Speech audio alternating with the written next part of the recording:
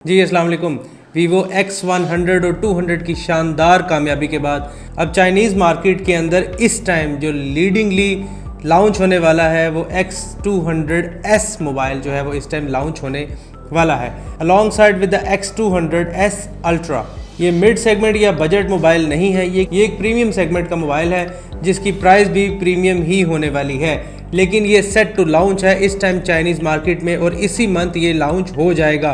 Hopefully आने वाले एक आधे महीने के अंदर ये पाकिस्तान के अंदर भी लॉन्च हो जाए। हम इसके डिज़ाइन की कुछ बात करते हैं, कुछ सीधा चीज़ें हमारे सामने आ चुकी हुई हैं, अब वो हमारे पास मौजूद हैं, उसकी हम डिटेल आपको बताते हैं। अगर हम इसके डिज़ाइन की बात करें तो इसके बैक साइड पे उसी तरीके से कैमरा बम्प मौजूद है, सर्कुलर, जैसे कि प्रीवियस मॉडल के अंदर पाया जाता था उसी तरीके से सर्कुलर कैमरा मॉड्यूल इसके अंदर मौजूद है।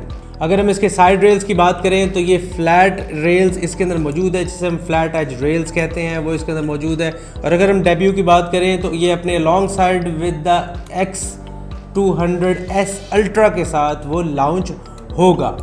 इसके अंदर पॉसिबली दो कलर्स इस टाइम जो सामने आ रहे हैं, एक लेवेंडर का शेड है और दूसरा mix of a teal colour इसके अंदर मौजूद है। दो कलर के इस टाइम ये लॉन्च होने जा रहा है। अगर हम इसके स्क्रीन साइज़ की बात करें तो 6.67 इंचेस का ये LTPS डिस्प्ले है। और अगर हम LTPS की बात करें तो ये लो टेम्परेचर पॉलीसिलिकॉन इसे कहा जाता है। ये एक बहुत ही पावर एफिशिएंट होते हैं, ये एक अपग्रेडेड टेक्नोलॉजी है फ्रॉम सिलिकॉन। तो इससे ये होता है कि इसके जो एमिटिंग ट्रांजिस्टर्स हैं ये इनकी लाइट एमिटिंग भी ज़्यादा होती है, ये फोटोन ज़्यादा ट्रांसमिट करते हैं और इनकी पावर एफिशिएंसी बहुत ज़्यादा होती है, यानी कि पावर कम कंज्यूम करेंगे लेकिन लाइट ज़्यादा एमिट करेंगे। और अगर हम इसकी स्क्रीन रेजोल्यूशन की बात करें तो 1.5K यानी कि FHD डिस्प्ले इसके अंदर मौजूद है। अगर हम इसके डिस्प्ले की बात करें तो एजेस से ये स्लाइटली कर्व डिस्प्ले है, ये बिल्कुल फ्लैट नहीं है। और अगर हम इसकी रिफ्रेश रेट की बात करें तो 120 हर्ट्ज़ का डिस्प्ले है।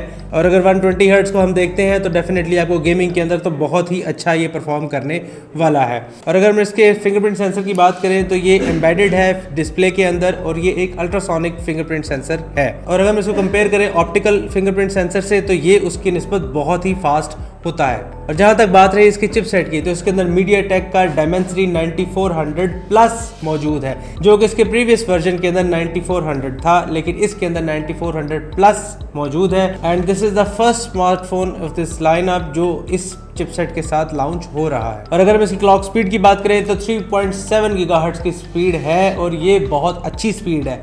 ये आपको गेमिंग में तो बहुत ही अच्छा परफॉर्म करने वाला है, हमारे गेमर हजरात खुश हो जाएं। और अगर हम इसके कैमरास की बात करें तो यहाँ पे छोटा सा उन्होंने एक ड्रॉबैक है आपको कि इसका जो कैमरा है बैक साइड को 50 मेगापिक्सल का ट्रिपल कैमरा मौजूद है, जो कि इसके प्रीवियस अगर वर्जन में देखा जाए तो 200 मेगापिक्सल का कैमरा हमारे पास मौजूद था, लेकिन इस मोबाइल फ़ोन के अंदर हमारे पास 50 मेगापिक्सल का इन्होंने 3 कैमरे पीछे दिए हुए हैं, जिसके अंदर आपको ऑप्टिकल इमेज स्टेबलाइजेशन भी मिल जाती है और कलर गैमेट बहुत अच्छे प्रेजेंट करते हैं, क्योंकि आपको पता है बैक एंड पे इसको जायस कर रही है इसकी ऑप्टिक्स को सारा कवर।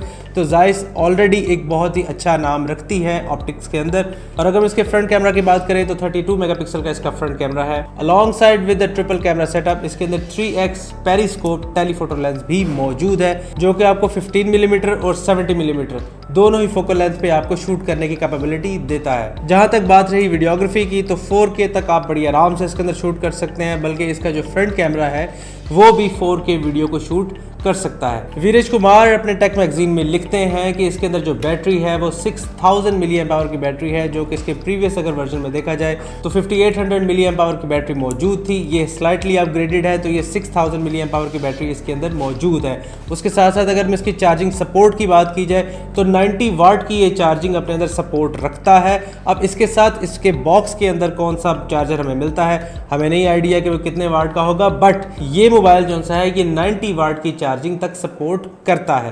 और अगर हम इसकी प्राइस की बात करें तो पाकिस्तान के अंदर तो इस टाइम इसकी प्राइस ब्रैकेट का कोई अंदाज़ा नहीं लगाया जा सकता, बट अगर हमें प्रीवियसली देखा जाए तो ये एक प्रीमियम सेगमेंट का मोबाइल है और ये जल्द ही पाकिस्तानी मार्केट में with in 1 to 2 months he launch हो जाएगा होपफुली। तो जैसे ये पाकिस्तान में आएगा हम इसकी आपके सामने अनबॉक्सिंग भी करेंगे और उसके साथ साथ हम इसको आपको डिस्काउंट पे अवेलेबल भी करवाएंगे। अपना बहुत सारा ख्याल रखिएगा, अगली वीडियो में मुलाकात होती है, लेकिन सब्सक्राइब करना है अभी। जज़ाकल्लाह।